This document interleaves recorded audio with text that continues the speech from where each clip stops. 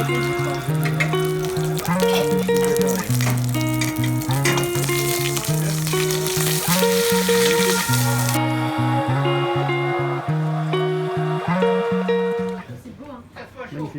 C'est magnifique, hein. Magnifique. Parce que c'est fait par des gens magnifiques. C'est ça. Alors on va mettre de la vinaigrette sur notre salade.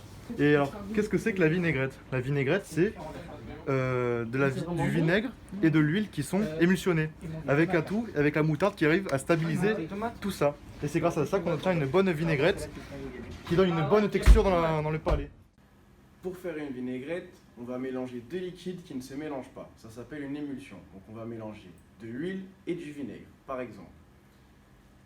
L'huile, c'est lipophile, c'est-à-dire que c'est un corps qui est attiré par le gras, et le vinaigre, lui, en revanche, il est hydrophile, c'est-à-dire que son corps est attiré par l'eau. Et pour faire notre vinaigrette, on a besoin de rajouter ce tensioactif en mélangeant l'huile, le vinaigre et par exemple pour la vinaigrette, la moutarde qui est le tensioactif.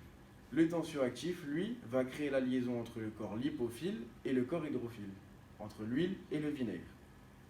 Il se forme alors une micelle dans laquelle les parties grasses rentrent dans l'huile et les parties hydrophiles restent autour. Ce qui permet de créer l'émulsion. Par exemple, dans la mayonnaise, là on peut voir nos micelles avec les tensioactifs qui rentrent dedans et qui se mettent autour. Et dans ce cas-là, le tensioactif est le jaune d'œuf. Visiblement, le plus efficace, c'est de faire des allers-retours comme ça, tu vois. Voilà. T'as plus de vitesse. En fait, tu pars dans un sens, dans l'autre, dans un sens, dans l'autre.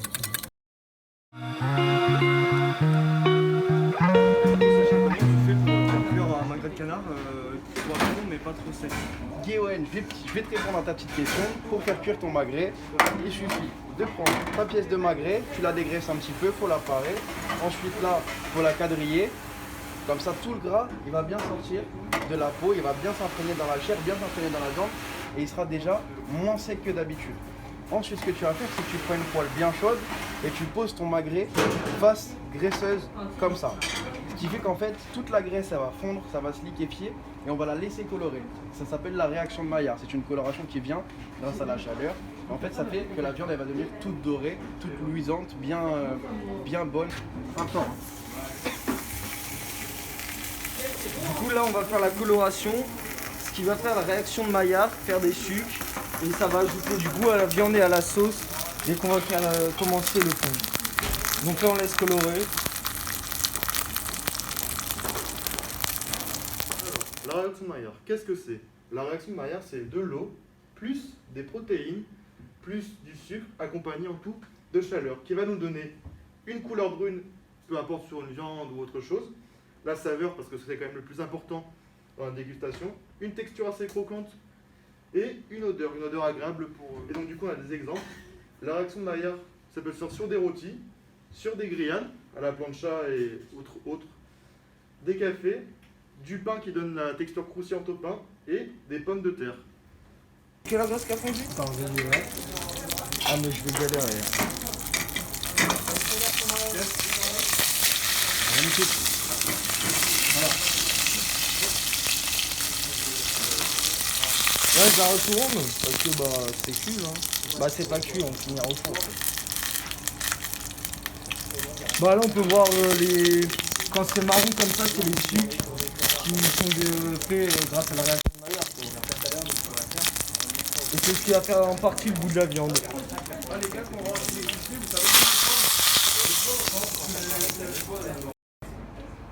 Là on va mettre le gras dans un cul-coule. On peut voir qu'il y a des sucres au fond de notre récipient.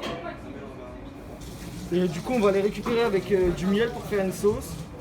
Ne fais pas brûler, hein. Ouais, ça sent fort le brûlé là. Baisse ton feu, baisse ton feu. Alors si la réaction Maillard agit trop longtemps, elle donne une carbonisation à l'aliment, et ce qui provoque la carbonisation, le goût amer, les saveurs qui ne sont pas forcément bonnes, l'odeur qui n'est pas agréable, et peut-être certaines molécules cancérigènes qui peuvent arriver dans le corps. Du coup avec le miel on va faire caraméliser encore plus. Ça va permettre d'ajouter du goût à la sauce et de la texture. Dans la réaction du caramel, il y a de l'eau, du sucre, accompagné de la chaleur. Ça donne une couleur brune, de la saveur et des odeurs. On l'utilise pour la production du caramel, des sauces, des oignons caramélisés et aussi pour des crèmes. Donc là, tu récupères les sucres aussi. Je récupère les sucres et on va ajouter du jus d'orange. Une caramélisation en plus, quoi. On va ajouter du jus d'orange pour faire déglacer les sucres et tout bien homogénéiser, on va dire. Là, on ajoute le jus d'orange. Et en frottant, en fait, on va mélanger, mettre les sucres dedans.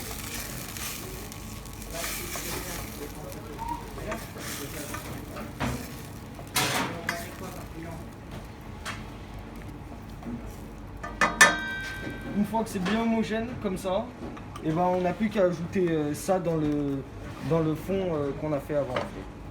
Là c'est la première partie qu'on a fait tout à l'heure. On fait ça, on met dedans. Du coup on a du fond brun de veau et on a la préparation qu'on va faire avec du jus d'orange et du miel. Après, pour la cuisson en basse température, on déglace avec un petit peu de jus et on met notre pièce de canard au four et on le laisse cuire tout doucement, tranquillement, à peu près 100 degrés. Ça permet d'avoir une viande qui est bien tendre et qui n'est pas trop sèche. Il faut bien penser, quand elle est au four, à l'arroser de temps en temps.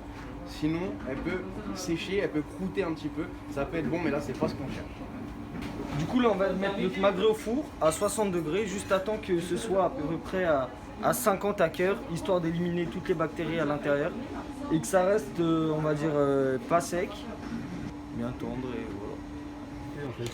Là, ce qui donne l'acidité, c'est qu'en fait, déjà de base, on a mis des éléments qui sont plutôt acides, c'est-à-dire qu'on a mis du jus d'orange, on a mis du vinaigre de vin rouge, et en plus, déjà, ce sont des éléments très acides.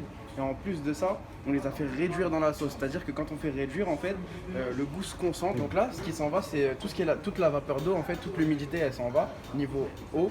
Et là, on peut observer qu'il y a sur les bords de la russe, il y a un petit dépôt qui s'est fait. Donc ça, c'est toutes les petites impuretés. Pareil pour l'espèce de petite mousse là qu'on pourra récupérer avec une écumoire. Maintenant que notre sauce, elle est bien réduite et qu'elle est vraiment comme on le souhaite niveau saveur, c'est-à-dire que là, je l'ai goûté une dernière fois.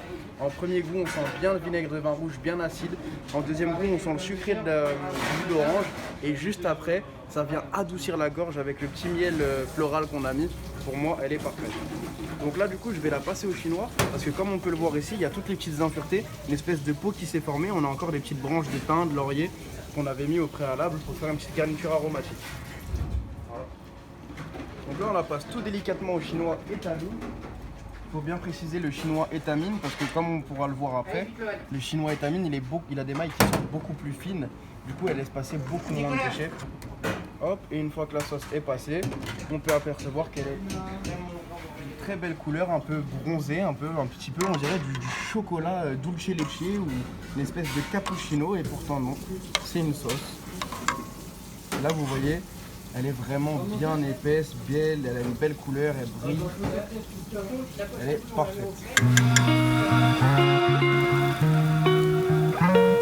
Donc là, ça a bien coloré. Les mettre dans le papier absorbant et surtout bien les essuyer pour pas que l'huile pénètre dans la pomme de terre. On a 1 minute et après c'est trop tard. Donc je mets les haricots dans de la glace pour stopper la cuisson et ça permet aussi de garder la couleur car le pH est acide. Et on peut mettre du bicarbonate aussi dedans. Quand on laisse les haricots dans l'eau de cuisson qui est acide, donc un pH en dessous de 7, et ben ils vont devenir marrons. Dans l'eau de cuisson des haricots, on a des ions H+, l'hydrogène, qui vont attaquer la chlorophylle des haricots. Ça va se transformer en phénophytine. Et pour éviter ça, on va tremper dans la glace et dans le bicarbonate de soude. Le fait de les mettre dans la glace, ça stoppe la réaction chimique. Dans le bicarbonate de soude, il y a des ions OH-, l'hydroxyde, qui viennent contrer avec une réaction chimique les ions H+. Le pH de l'eau de cuisson devient 7 neutre et la couleur des haricots est conservée.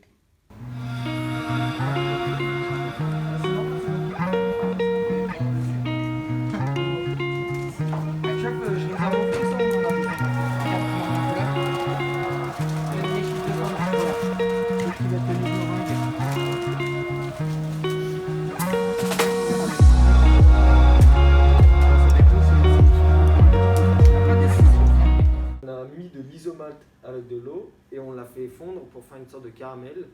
Quand il est chaud, on le dépose sur une matière froide, là c'est du métal qui va absorber la chaleur Et comme le liquide entre guillemets il refroidit, et ça va cristalliser et avec la gravité ça va donner cette forme là.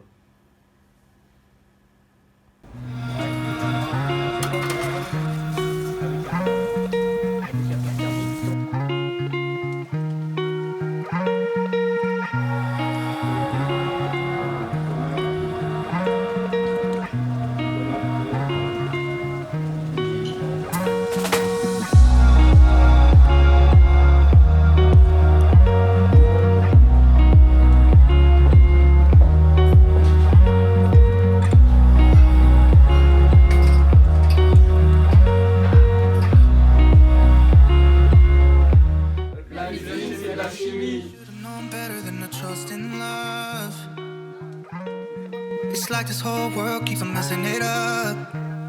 Yeah, I thought that I could do better if I just believed. I'm thinking back to when you were in the sweater that you got from me.